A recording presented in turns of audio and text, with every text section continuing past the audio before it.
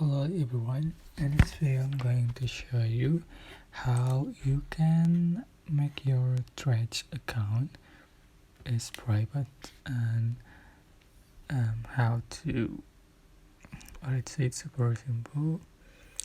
You can open the Threads apps and go to your profile and select two lines at the top right corner and select account. So you can select privacy and change on the private profile. Just click OK. So yeah, if you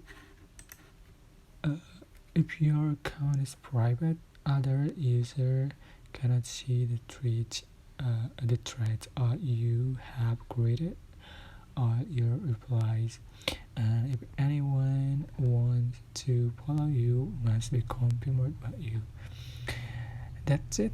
I hope this information was helpful for you. Don't forget to like, comment, share, and also subscribe. If you have any question, please leave in the comment section below. Thank you so much for watching.